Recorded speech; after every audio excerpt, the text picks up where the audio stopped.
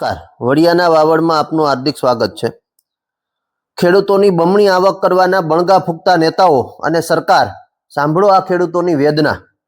આમ તો ખેતી ક્ષેત્રની અંદર જે ખેતીના પાક ઉત્પન્ન થાય છે તેમાંથી ગરીબોની કસ્તુરી ગણાતી ડુંગળી દેશની છેવાડાના વ્યક્તિ માટેની જરૂરિયાત બનતી હોય છે, તો એનું ઉત્પાદન તો ખેતી ક્ષેત્રમાં થતું હોય છે। ત્યારે બંને બાજુ બેલેન્સ કરવું એ સરકારની જવાબદારી છે। લોકોને સસ્તા ભાવે ડુંગળી પ્રાપ્ત થાય એ જરૂરી છે, પરંતુ ખેડૂતોને એના પોષણક્ષમ ભાવ પ્રાપ્ત થાય એ પણ ખૂબ જરૂરી છે। ત્યારે એક બાજુ સરકાર એવું કહે છે કે ભાઈ ખેડૂતોની આવક અમે બમણી કરી દઈશું, પરંતુ આ ખેડૂતોની આવક બમણી કરવાના બણગા ફૂંકતા નેતાઓ આ ખેડૂતોની વેદના સાંભળો। ગરીબોની કસ્તુરી ખેડૂતોને હાલ રડાવી રહી છે। જગતનો તાત એવો અન્નદાતાનું કોઈ તો સાંભળો। એ અત્યારે ડુંગળી વાવી અને મુશ્કેલીમાં સપડાયો છે। ચોમાસુ સિઝનમાં વાવેલી સફેદ ડુંગળીના ભાવ તળિયે ગયા છે, ત્યારે ખેડૂતોને ખર્ચા જોગા નાણાં પણ એમાંથી પ્રાપ્ત નથી થતા, તો કોણ ડુંગળી વાવશે? પછી ગરીબોની કસ્તુરી ક્યાંથી લઈ આવશું? આયાત કરીશું? તો દેશમાં ખેતી પ્રધાન દેશ હોવા છતાં ડુંગળીથી ખેડૂતો આઘા ભાગશે તો શું કરશું આપણે? ત્યારે આ બાબતે એક ખેડૂતનો સંપર્ક કર્યો હતો મેં, અને વડિયાના વાવડના માધ્યમથી એનો અવાજ બનવાનો પ્રયત્ન કર્યો છે કે ભાઈ તમે જે ડુંગળીનું વાવેતર કર્યું હતું તેમાં કેટલો ખર્ચ થયો છે અને હાલ એના શું ભાવ તમને પ્રાપ્ત થઈ રહ્યા છે, શું નફો અને શું નુકસાન છે? ત્યારે ખેડૂતોની આવક ડબલ કરવાના બણગા ફૂંકવાની જગ્યાએ એનો ખર્ચનો હિસાબ કરી ડુંગળીના સારા ભાવ એટલે કે એમએસપી નક્કી કરવામાં આવે, અને એમએસપી જાહેર કરી અને એ ભાવે જો વેપારીઓ ખરીદી કરે તો ખેડૂતો ડુંગળી વાવવા માટે સક્ષમ બને, ખેડૂતો બે પાંદડે થાય, ખેડૂતોની આવકમાં કંઈક ફેરફાર થાય અને ખેડૂતો સમૃદ્ધ થઈ શકે। તો શું કહી રહ્યા છે વડિયાના ડુંગળી પકવતા ખેડૂતો, એને આજે સાંભળવા છે।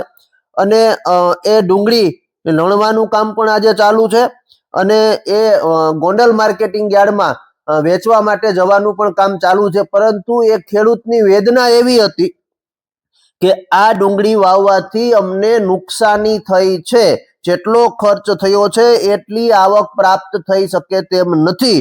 તો ડુંગળીના તળિયાના ટેકાના MSP minimum support price MSP ભાવ નક્કી કરી અને એ જ ભાવે ડુંગળી ખરીદાય તો ખેડૂતોને પોષણક્ષમ ભાવ પ્રાપ્ત થાય, એ કરવું ખૂબ જરૂરી છે। મારું નામ સુભાષભાઈ ઢોલરિયા। અમે આ ભાઈ ભાગમાં ડુંગળી વાવેલી છે। આ જમીન આ ભાઈની છે, 10 વીઘા જમીન છે। આ વર્ષે હવામાન અને જીવાત રોગનું પ્રમાણ વધારે રહ્યું અને વરસાદનું પ્રમાણ પણ વધારે રહ્યું। વવાયા પછી 2 વખત વરસાદ થયો, એના હિસાબે ઉતારો ટૂંકમાં જે અંદર દર વર્ષે 200 થી 250 મણ થતી હોય એની જગ્યાએ 150 થી 125 મણ ઉતારા છે। ખરાબ હવામાનના લીધે ઉત્પાદનમાં બહુ મોટી અસર છે, જેથી કરીને બહુ મોટો ફટકો લાગેલો છે ડુંગળીની અંદર। 15,000 એક વીઘે ખર્ચો થયેલો છે અને 17 થી 18,000 રૂપિયા ટોટલ વાવવાની અને કાપવાની, ચડાઈ ઉતરાઈ અને વાહન ભાડાનો ખર્ચો થયો છે। એટલે 32 થી 33,000 રૂપિયાનો આશરે અંદાજિત એક વીઘે ખર્ચો આવ્યો છે। અને અત્યારે આનો ભાવ 150 થી 200 રૂપિયા મણિકાના છે, એટલે સમજી લો ને કે 25-30,000 રૂપિયાનો વીઘો પડે। તો આ 5 મહિનાની મહેનત કરતા ટોટલ 4 થી 5 મહિના મહેનત કરેલી છતાં આમાં 2 થી 3,000 રૂપિયા ઘરના ખીચાના નાખવા પડે એવી પરિસ્થિતિ અત્યારે છે। કહેવાય ગરીબોની કસ્તુરી, કહેવાય ગરીબોની કસ્તુરી। ભાવ વધે તો લોકો એવું કહે કે મોંઘવારી વધી છે અને ખેડૂતને નુકસાની જાય એની કોઈને પરવા નથી। કોઈને પરવા નથી। સરકારને કઈ કેવું છે? સરકાર શ્રી આમાં નિકાસમાં આ તે ગમે ત્યાં ધ્યાન દે।